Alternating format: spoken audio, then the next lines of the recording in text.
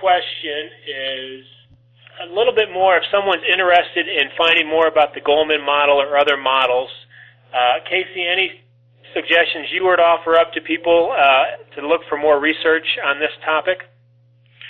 Sure, yeah. I think really the single best resource is the one that we discussed earlier, which is the Consortium for Research on Emotional Intelligence in Organizations. And I believe that link will be sent out with our materials that Sean mentioned earlier.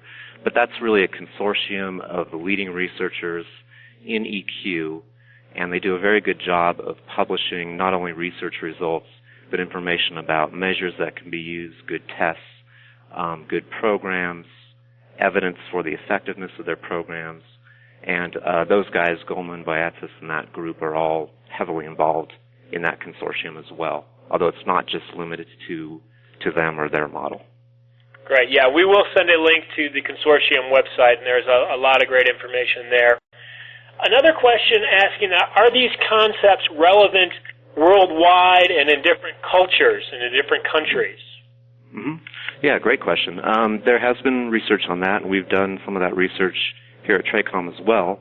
And what we found, and other researchers have found, is that it is relevant cross-culturally, that most, if not all, of these aspects of emotional intelligence and behavior portray themselves cross-culturally. There are differences sometimes, once again, in the interpretation of those behaviors and in the levels of those behaviors, though.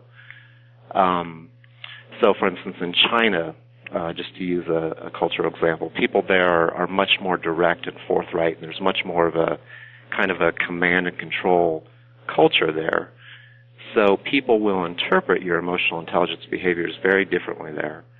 But what I think, if a lot of people may be working with people from other cultures, and one thing to really pay attention to there is your use of empathy skills, because you can use your observation of other people and your empathy to understand what are the social norms in other cultures and what are the best ways to interact with them in culturally appropriate ways. So if you're doing a lot of cross-cultural work, I would just encourage people to really, really pay attention to different societal norms and use that information then to work more effectively with people. Great, thank you.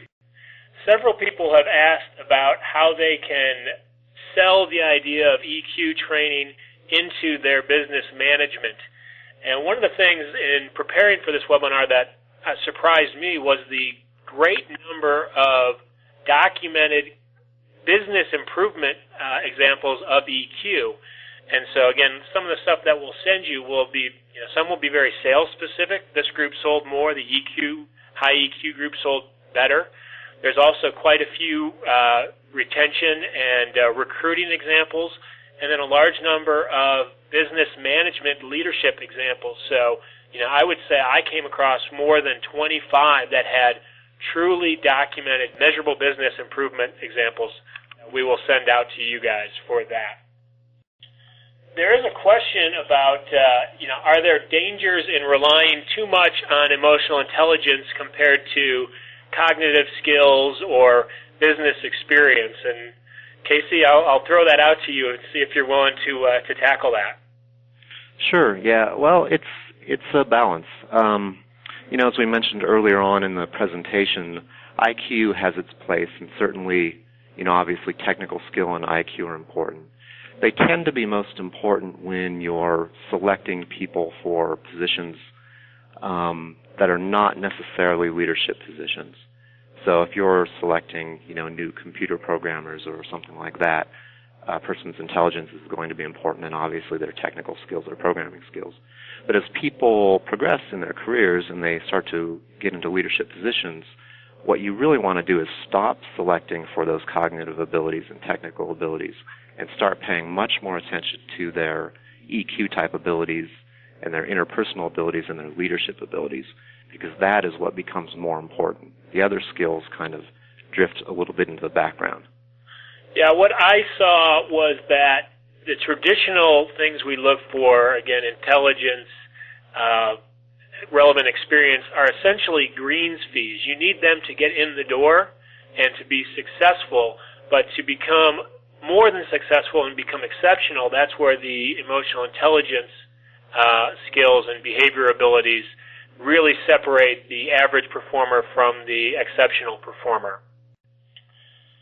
Unfortunately, we are going to run out of time here shortly, so I would again like to thank everyone for being part of today's webinar. Look for our email that will give you the ability to rewatch the webinar at your leisure, share it with colleagues, as well as a number of resources available to expand your exploration of emotional intelligence and behavioral styles impact in the workplace. David, any final comments? No, I wanted to thank the audience for being so participative with us and all the questions. Everybody, thanks again for spending the time with us today. I hope you gained some value out of this webinar, and we look forward to talking with you again sometime in the future. Take care.